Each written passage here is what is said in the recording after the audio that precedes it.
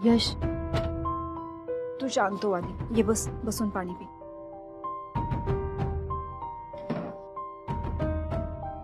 हे घे. यश, मला नाही वाटत आहे आजोबांनी असं काही स्टेटमेंट दिलं असेल. मुळात आजोबा असं काही बोलूच शकत नाही. ते आपलं घर, आपली फॅमिली सांभाळून असतात. त्यामुळे ते जे काय बोलतील ना, खूप विचारपूर्वक बोलतील. काल जे त्यांनी केलं ते पण विचार करूनच केलं होतं का? आणि ते जर का त्याने विचार करून केलं असेल तर मग हो नोस, कदाचित हे सगळं त्यांच्या स्टेटमेंट नंतर झालं असेल. नाही यश, नाही, मी खरं सांगते. मला असं वाटतं काहीतरी गैरसमज होतो. त्यांनी स्टेटमेंट दिलं असेल पण त्याचा उलट अर्थ काढला असेल ह्या लोकांनी. यश, हे बघ, तू शांत हो आधी आणि कुठल्याही निष्कर्षाला पोचू नकोस. फ्रेंड, हा बच्चा, तुझं आणि आजोबांचं खूप मोठं भांडण झालंय का? असं का बोलतेस बाळा? बाहेर सगळे जण बोलताय की आजोबा आणि फ्रेंड परत कधीच बोलणार नाही. नाही बाळा, असं काही नाहीये. यश, आई, बाहेर सगळे जण बोलतायत ते सगळं खरं आहे का? खरं सांगू तर आजोबा आणि फ्रेंडचं काही भांडण नाही झालं. आणि जरी भांडण झालं असेल तर तुला असं वाटतंय आजोबा फ्रेंडची अबोला धरतील? मी पण तुझ्यावर चिडते, पूर्ण दिवस बोलत नाही, पण मग दुसऱ्या दिवशी बोलते ना.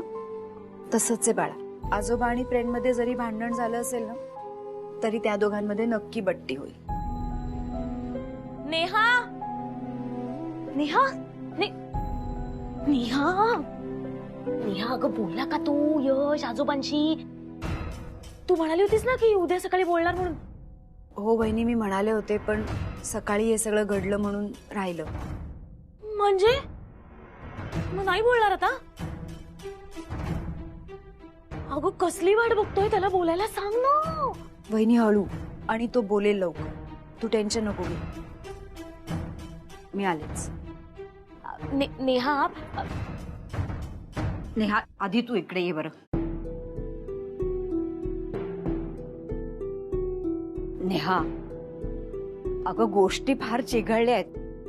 भिंतीला सुद्धा कान फुटलेत. कळतंय मला काकू, पण मला खरंच सुचत नाही. हे बघ, तू म्हणालीस ना तर आम्ही आत्ता जातो आणि आजोबांशी बोलतो. तू म्हणत असशील तर नाही, आम्ही जातोच आहोत. तुझ्याबद्दल लोक काय वाटेल ते बोलतात, माझ्याच्याने ऐकवत नाहीये. यश अजून डिस्टर्ब आहे. मला उगाच त्याला त्रास नाही द्यायचा आहे. जर तुम्ही अशी आजोबांकडे गेला तर. अगं पण तू त्याला यातलं काही सांगूच नकोस ना. हा बरोबर आहे, आम्ही जातो आहोत. हे बघ, आम्ही असं तिथे जाण्यामध्ये काहीही गैर नाही. आपली मुलीकडची बाजू आहे. तू कशाला बघत उभी राहिलीस? चल तयारी कर, आपण निघूया. काका एक मिनिट. काय असं घाई करून चालणार नाही काका. मी काय म्हणते, तुम्ही नका जाऊ. मी जाते आणि मी बोलते आजोबांशी. तुम्ही दोघं जाताय का? नाही, यश अजून टेन्शन मध्येच आहे. तो नको, मी एकटी जाते आणि बोलते आजोबांशी. अगं पण त्याला चालेल का तू गेलेलं? माहिती नाही मला, पण मी त्याला सांगणारच नाही मी आजोबांना भेटायला गेलीये ते. आणि काकू प्लीज तुम्ही पण नका सांगू. बरं ठीक आहे, जा तू बोल.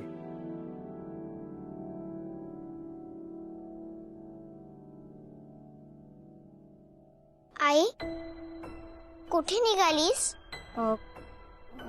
नाही, मी ते मग पोस का घेतलीस? परी, मला थोडासा काम आहे म्हणून मी बाहेर जाऊन येते. मला संध्याकाळी यायला थोडा उशीर होईल. तू जेवून घेशील आणि फ्रेंडला पण प्लीज जेवायला लावशील. तू आजोबांना भेटायला चाललीस का?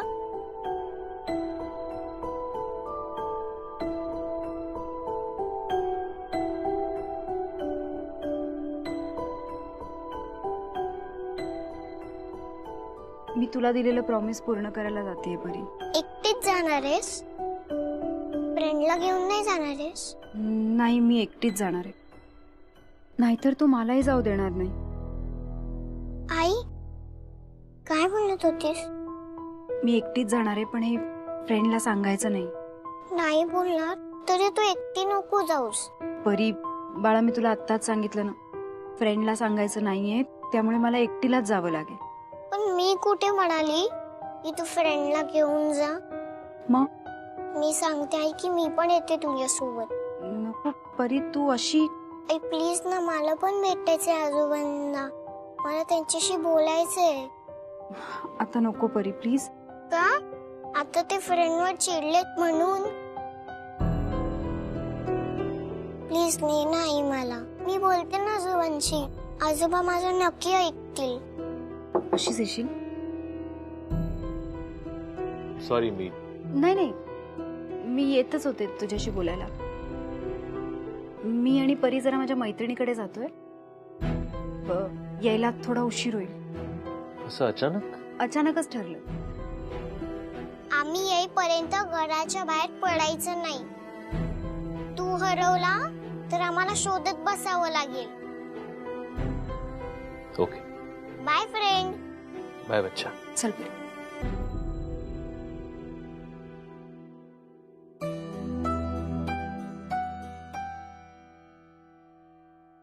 सॉरी यश, तुला असं खोटं सांगून बाहेर पडतीये, पण नाईलाज आहे माझा. तुला असं हेल्पलेस नाही बघवत आहे मला. आता आजोबांच्या मनातली अडी दूर करूनच येईल. तुम्ही देत असलेल्या टीव्हीवरच्या आणि सोशल मीडियावरच्या बातम्या बघते आणि ऐकते मी, पण इतक्या सपक बातम्या नको आहेत मला. कळत नाहीये का तुम्हाला? अशी एखादी बातमी द्या की आजोबा आणि नातवाचं बोलणं कायमचं तुटेल. लक्षात येते तुमच्या? नुसतं हो हो नकोय.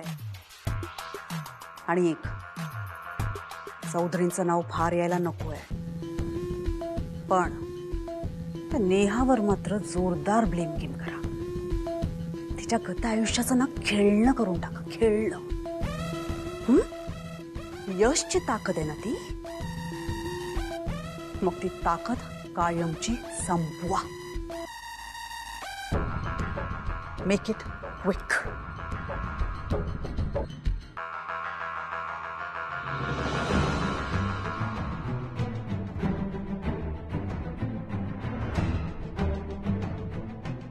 काय करतेस? माझं बोलणं चोरून ऐकलंयस तू? वहिनी, काय? चुकताय तुम्ही. अहो, नेहाने काय बिघडवलंय? ए, गप्प बसा. तुझं तोंड उघडलंस ना, ते याद राख. बोलणार. तुम्ही हे जे काय करताय ना, हे मला सांगायलाच हवं. ठीक आहे, सांग ना. मग मी हे सगळ्यांना सांगेन की तू कशी यशच्या विरोधात मला कायमच साथ दिलीस. मी जेव्हा जेव्हा यशशी खोटं बोलले, तेव्हा तेव्हा तूही खोटं बोललीस. मी जेव्हा जेव्हा यशला फसवलं, तेव्हा तू सुद्धा त्याला फसवलंस. मी हे सांगेन सगळं. मला जर पप्पांनी आणि यशने या घराबाहेर काढलं ना मिथिला, तर मार्क माय वर्ड्स, तू सुद्धा या घरातून निघणार. तोंड उघडलंस ना, तर बेघर होशील. बेघर. हरकत नाही. अगदी यश आणि पप्पांनी मिळून जरी मला बाहेर काढलं ना, तरी हरकत नाही. पण तुम्ही हे जे काही चालवलंय ना, हे मी सगळ्यांच्या समोर आणणारच. वहिनी, तुम्ही यश आणि पप्पांमध्ये नेहाचं नाव घेऊन भांडण लावताय. आता मी गप्प नाही बसणार. नाही. मिथिला, मिथिला. अहो, ऐका ना, कुठे बाहेर निघालात का? मला जरा महत्वाचं बोलायचं होतं. अहो, ते मिथिला, परीच्या सांबारात तिखट कोणी घातलं होतं का त्या दिवशी?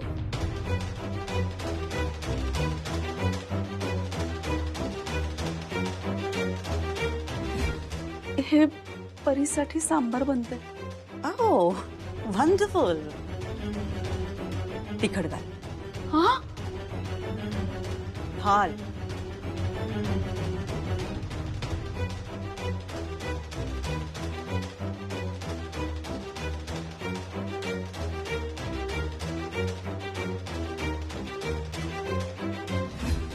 ते वहिनी, ते काय?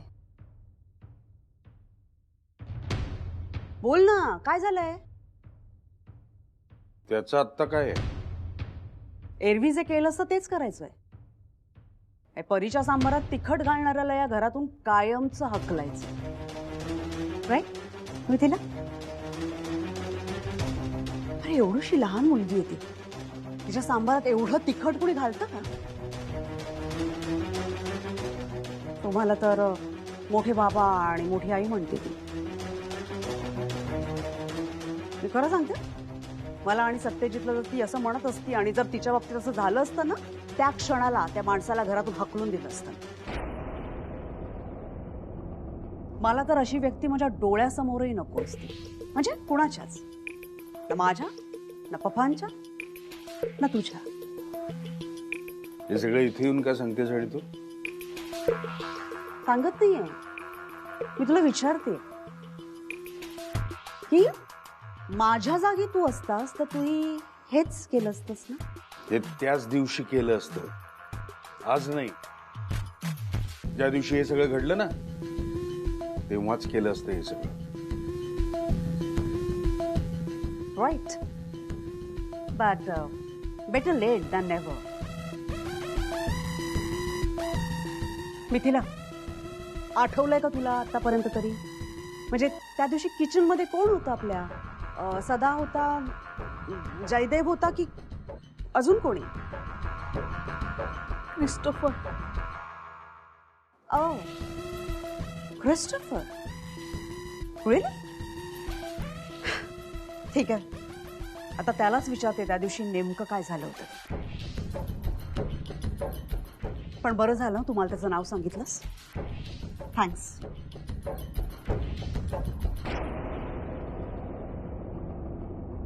बोल, काय बोलायचं होतं? मी आता बोलले तर नको नको, यांना राग येईल. म्हणजे बहिणींचा तर येईलच, पण तिखट सांबार आणि बाकी कळलं तर मी बहिणीची साथ दिलेली म्हणून माझाही येईल. कुठे अडकले रे मी देवा? मला माझा संसार हवाय आणि यशही या घरात हवाय. पप्पा आणि यशचं भांडण संपायला हवंय. पण काय करू? हे माझ्यावर चिडले तर?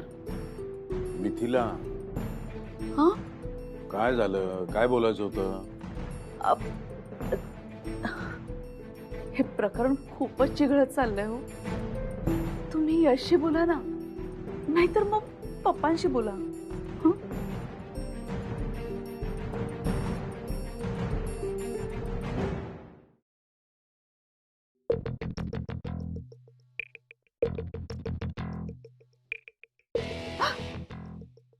काय ग, तू बोलली नाहीस त्याला जे सांगायला आली होती?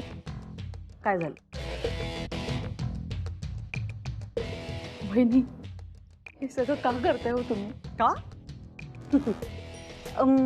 मजा येते मला हे सगळं करायला. तुला नाही का तुझ्या नवीन संसारात जशी मज्जा यायला लागली, अगदी तशी. ए मिथिला, तुला ती म्हण माहितीये का ग? दोघांचं भांडण तिसऱ्याचा लाभ. आपल्या या पॅलेसमध्ये तिसरं आहे ना, तिसरा ते कायम मी असणार आहे.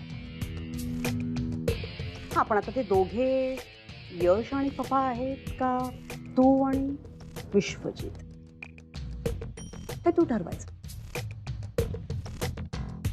कारण कुठल्याही परिस्थितीत माझा फायदा मी करून घेईनच. आणि एक सल्ला देते मोठी वहिनी म्हणून, हे तोंड आहे ना तुझं, बंद ठेव.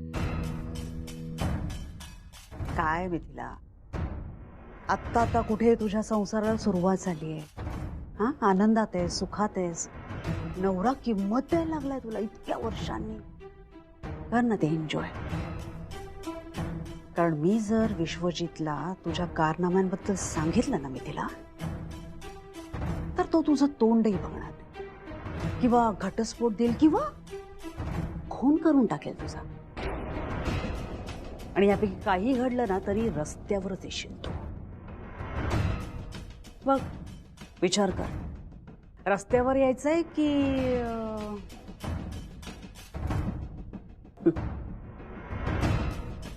आणि फायनली सांगते, विश्वजित समोर जर तोंड उघडलंच ना तर विश्वजितला सगळं सांगण्याची जबाबदारी माझी.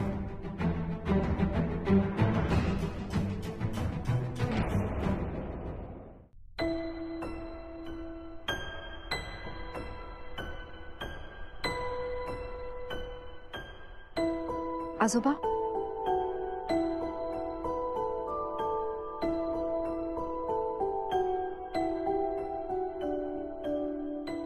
आजोबा, तुम्ही आमच्यामुळे स्वतःला का शिक्षा देताय?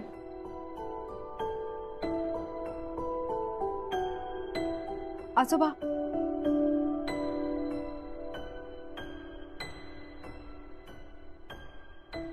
चूक झाली आजोबा, मान्य आहे मला, पण हेतू तुम्हाला दुखवायचा नव्हता आजोबा.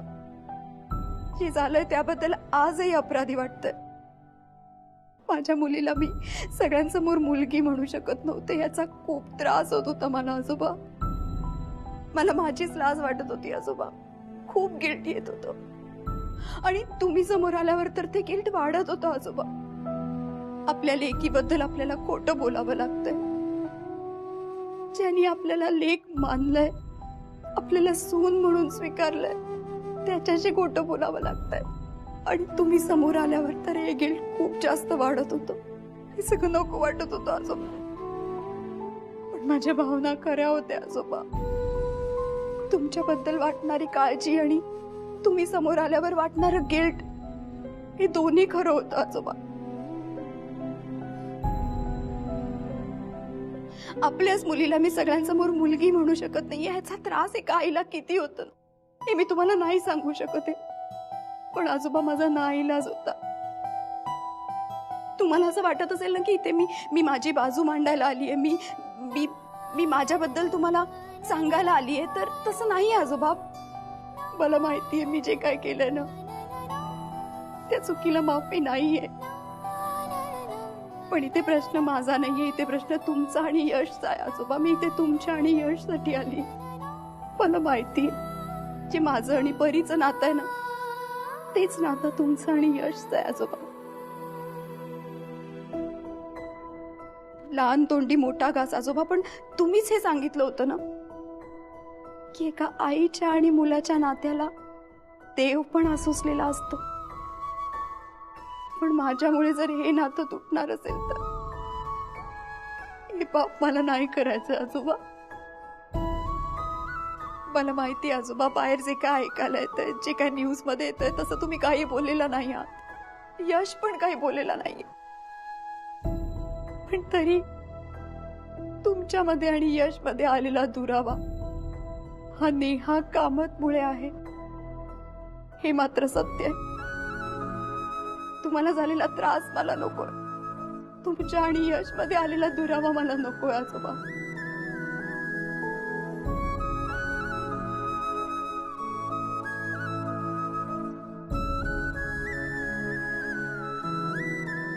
आजोबा,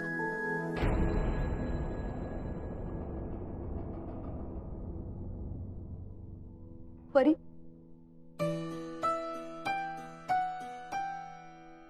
दे आजोबांना. आजोबा, तुमच्यासाठी पत्र लिहिले.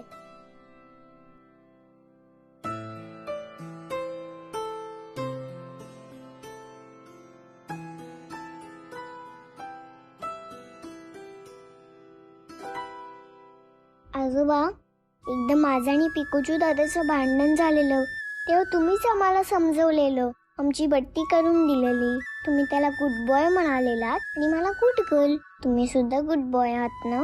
फ्रेंड सुद्धा गुड बॉय. मग तुम्ही दोघं अजून कटी का आहात? सगळेजण तुमच्या भांडणाबद्दल बोलतात. मला नाही आवडत ऐकायला. फ्रेंड सुद्धा सॅड असतो. त्याला तुमची खूप खूप आठवण येते आणि तू माझ्याशी खेळत पण नाहीये म्हणून मला गोष्टी सांगत नाही, एकटाच विचार करत बसतो. त्याला तुमच्याशी कट्टी घेतल्याचं खूप वाईट वाटते. प्लीज तुम्ही त्याच्याशी बट्टी घ्या ना. मला असं वाटतं की आपण सगळ्यांनी मिळून खूप मज्जा करायची, पण त्यासाठी आपल्याला बट्टी घ्यावी लागेल ना आजोबा. प्लीज माझ्या फ्रेंडशी बट्टी घ्या ना. तुम्ही माझे बेस्ट आणि फेवरेट आजोबा आहात ना.